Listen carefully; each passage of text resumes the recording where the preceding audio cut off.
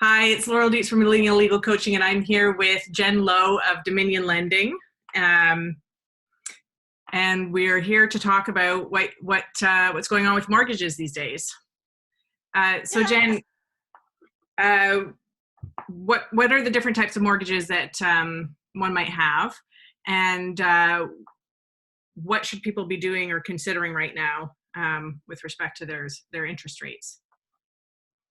So basically, to break it down, you've got either a fixed rate or a variable rate mortgage. Most people go with a 5-year term, which would mean if you have a 5-year variable term, your mortgage is tied to prime rate for 5 years. If Okay, you have a what's prime right now? prime rate is 2.45%. Okay, and is that higher or lower than when this COVID-19 crisis started? 1.5% lower. Okay, so everything's dropped. Okay, Extremely. yeah, Normally, with you can get statistics online from the Bank of Canada that show how much historically prime rate has changed over time. And normally, we are in unprecedented times right now, but prime rate may fluctuate a quarter to half a percent in 6 months to a year.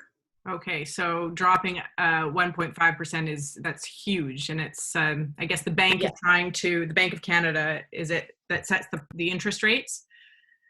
that's correct. Yeah, That's prime, so they're trying to stabilize the economy. Is that right. okay?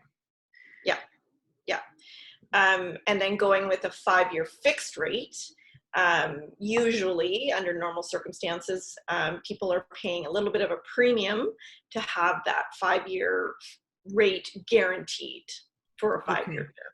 So I mean, I don't know if this is a good question or if it's even possible for you to answer, but for people who have a fixed rate mortgage right now, what are we looking at as far as the average interest rate for them?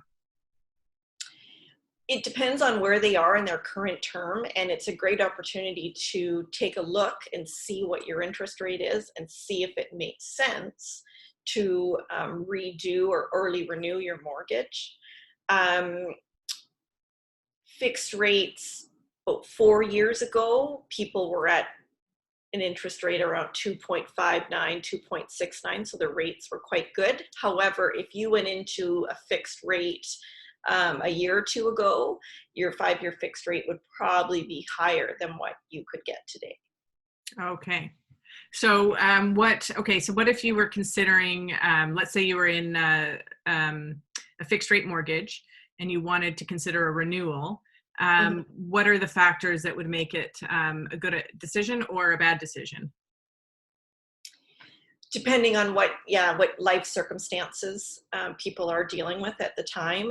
Like, we are in unprecedented times. We are in a situation where financially people could be struggling, and definitely worth taking a look at, seeing if it makes sense to redo their mortgage. Um, So if yeah, you were to redo your mortgage or renew it and you were about a year or two into it, are you going to be paying mortgage penalties to renew that early? there would be a penalty. First step is inquiring and finding out what that penalty would be. And then once we have that information, we'd be looking to see if it would make sense. And after paying that penalty, the difference in the interest rate that you're going to get throughout the next 4 to 5 years, if it would at Okay. least pay the penalty. Yeah, to see if you can balance it out. So let's say though, you were separating or divorcing, you're about a year or two into your current mortgage on your house. It's a 5-year term. What kind of penalty, if you were to sell the house and get out of your mortgage, or if you were going to be refinancing to buy out your partner, what kind of penalty, what's the range of penalties you're looking at for mortgages generally?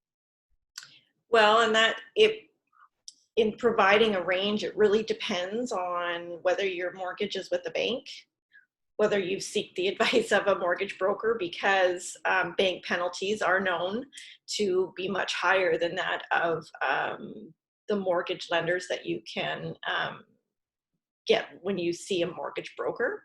Mm-hmm. So the range of a penalty could be from $3,000, and of course it depends on your mortgage amount and Mm-hmm. et cetera, but could be from about say $2,000 to $3,000 up to over $10,000. Okay. So it So really it could depends. be quite significant, but at the same time, if we're talking about trying to, I guess the difference I've seen with some couples, what they try to do is they try to co-own property even after they're separated for a number of years. That often doesn't work out well. So it could be just a necessary evil to pay out that mortgage penalty, even if it's as much as 10,000. Yes. And the next step too is the challenge of qualifying. If you are going through a separation and qualifying to take over that mortgage by yourself. If lots of people being business for self, that can be extremely challenging to qualify on their own, Mm-hmm. given the new times we're in. Yeah. So, sorry, let's go back to that original question I had asked you. So, trying to remember what it was, but, okay. So what kind of tips would you have for anybody who, let's say they have an existing variable rate, mortgage right now? Do you have any advice for those people? Don't fix in. Okay. Don't lock in. So many people are inquiring right now about locking in their rate. Mm-hmm. I would not recommend doing that. To lock in your rate right now, you're going to go from a mortgage rate that could be as low as 1.45%, and you're going to lock in at over 3%. Oh, okay. So that's sort of where banks or lenders, I should say, are asking. So it's prime plus usually a percent or two. And so your advice is don't lock in. So, and why is that? Do you anticipate that? I guess what you're saying is like you'll get the benefit of a lower rate right now, and it could potentially go lower. It could potentially go lower. Definitely worse as it stays low for the way it is right now. You're paying a rate of let's say 1.45 to 2% Mm-hmm. for existing variable rate clients. To enjoy that extremely low interest at the current time we're in, Mm-hmm. if you're concerned about rates increasing, then my recommendation would be to set your payment. Don't change your monthly payment to take advantage of the lower rates, right? Keep your payment higher, which in essence, what that will do, that additional amount of money will go down to the principal of your mortgage. Yeah. And then you have the ability to increase your amortization if needed, if you're in a situation from a cash flow standpoint, once rates start going up. I see. Okay. So keep your payments at where they're at if you're an existing rate borrower. Keep your variable rate mortgage as it is, and in the future, if you need to reduce your payments, you can hopefully extend your amortization. Is that That's it. okay? So let's say you're an existing fixed rate borrower. So let's say you have a mortgage right now. You're in the middle or early in your term, maybe even towards the end. What should you be doing? That's where it's interesting, and it definitely in evaluating. My first questions are: do you plan on moving? Do you plan on doing any renovation? Do you have any cash flow challenges? Do you have credit card debt or vehicle payments that you're finding challenging?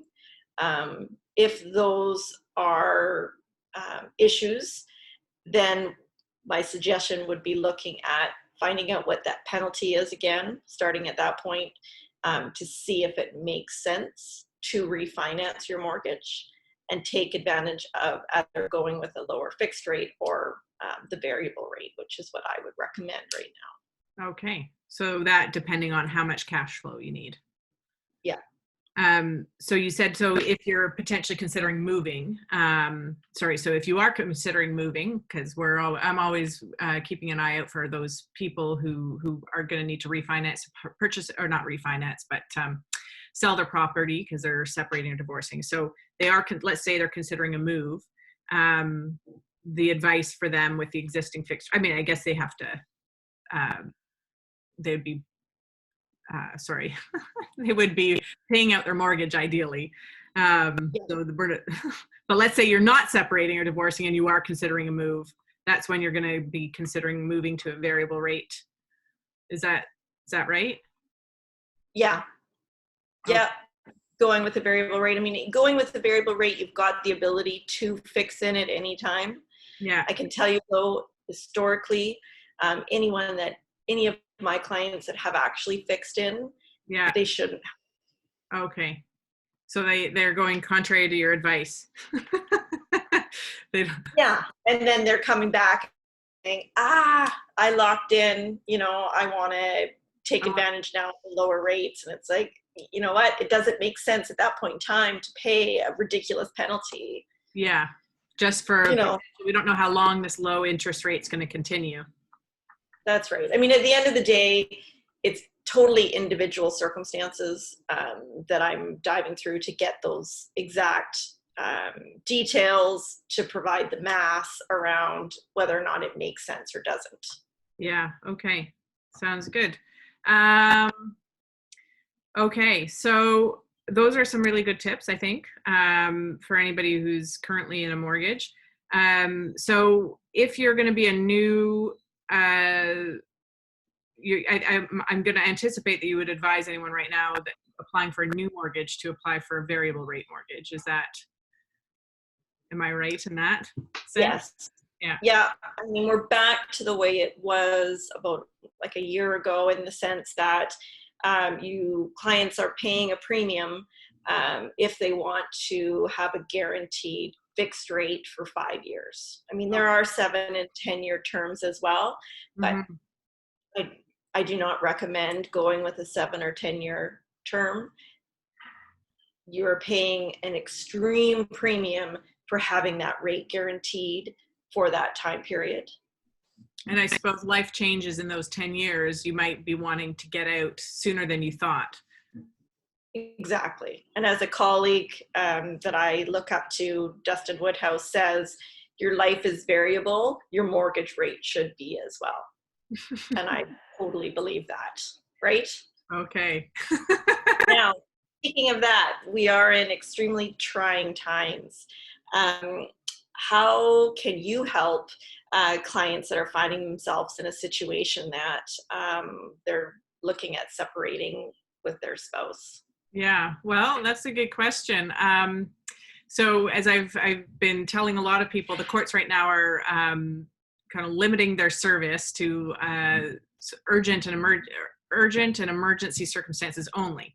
That said, most people only resolve their matters through court. Only about 5% of people end up having to resolve their matters through court, right? So that means that most people out there are still able to take advantage of any legal service to process their separation or divorce. So most people are resolving their separation and division of family property and parenting matters through negotiation or mediation, right? And they never even get to court, which is great. So what we do at our firm, so there's a lot of information out there, and I know a lot of people like to try to figure it out themselves to save a few extra pennies. Yeah, very true. Because like legal services, when it comes down to it, like it looks like a large price tag all at once. And you think, well, you know what, there's a lot of information out there. The government produces a lot of information as well about, how assets are supposed to be split, how, the parenting matters are supposed to work. And so what I find is people try to come to me with their, or they put together their own separation agreement. There's 2 problems with that. First, if they're property owners and they want to apply for a mortgage or a refinancing, the banks are going to insist that these people have independent legal advice on their separation agreement, and that this lawyer provide a certificate of independent legal advice saying that, yeah, I reviewed this, they know what their rights and entitlements are, and they've signed the agreement. What I understand, and it's the same with my office, is that most lawyers will not give you independent legal advice on an agreement that you've drafted yourself. And the reason for that is there are so many little intricacies to drafting, that the advice will invariably be, do not sign this agreement. It is not good. Right. And what that will mean is that the lawyer will need to redraft it. So why take somebody's money for advice that they could probably tell without even it would be before. Can you still hear me? Just you did blip out there. okay. Sorry, thank you. Anyway, so the advice is invariably going to be, don't sign the agreement. Let me redraft the agreement with the terms that you have included, but have it properly drafted so that you can take advantage of any tax benefits, or you know, have it drafted in a way that could be legally enforceable. Right. Tax benefits. What do you mean by tax benefits? So there's child and spousal support. The terms of the child and spousal support need to be in an agreement, need to be drafted properly, so that one, that it's enforceable later by the courts, and also so that Canada Revenue Agency will either allow you to claim the child as a dependent, or will let you be able to deduct whatever credits, or I'm not using the right terminology, but be able to take advantage of any tax benefits that you should have as a parent in a separated family. So that's especially the case with child support. There's a particular way you need to, if you have an equal a parenting situation where it's 50-50 parenting time, and you're both paying child support to each other, there's a way you need to draft it so that you are each able to claim the child as a dependent on your taxes.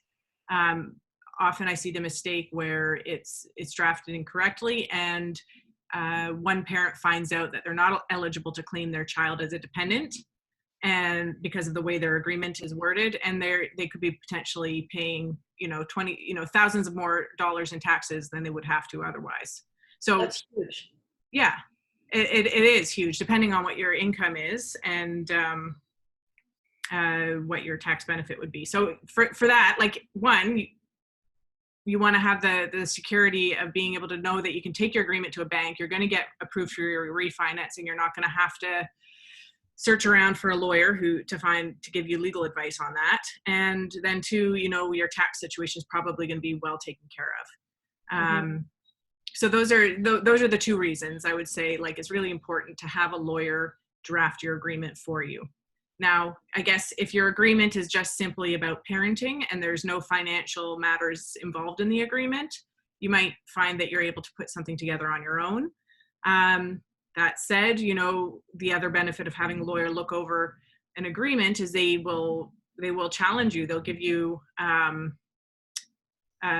they'll be able to look at your agreement and say, look, I've seen a lot of parenting situations, and this inevitably will cause you problems in the future if we don't, maybe try and work this out a little bit more clearly. Or they can also, other family lawyers are also really good at giving potential solutions to clients about, like, this is a difficult parenting situation, how can we get around it? So we've seen hundreds and hundreds of different parenting solutions. We know what works, and we can make suggestions to clients. So anyway, so that's something we do, is we put together agreements.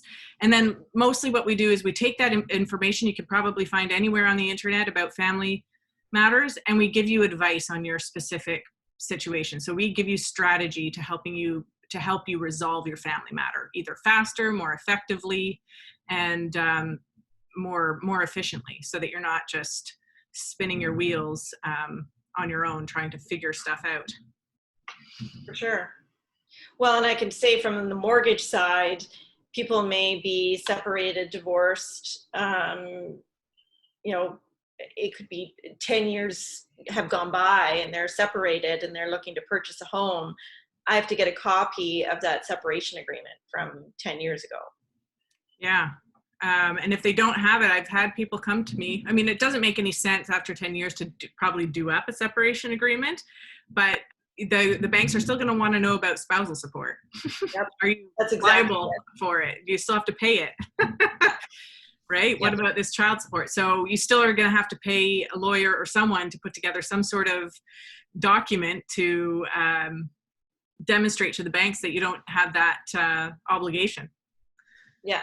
And 10 years, I mean, I don't like having to ask for it. It's, yeah, I feel terrible having to ask for it, but it's a requirement, always. Yeah.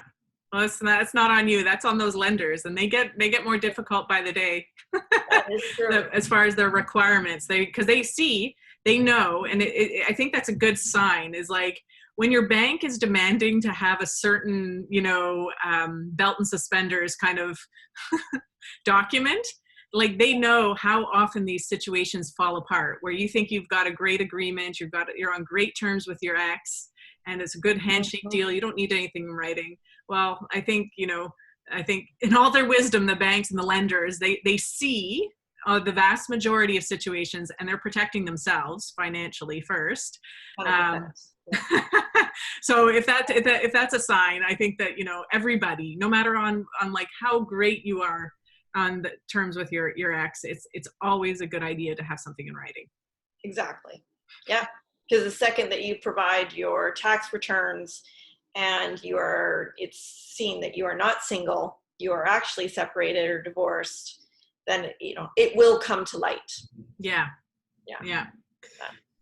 Well, Jen, this has been fun. Thanks so much for joining me. If people need to reach you, how can they reach you? They can reach me through, calling me anytime, 250-217-4925. Email is j.lowe, which is LOWE, @dominionlending.ca. Awesome, and that's great. So, and also for all of those watching out in internet land, you can reach us at 778-977-6551 or info@legalcoach.ca. Awesome. Right. Great chatting with you. Good chatting with you too. Take care.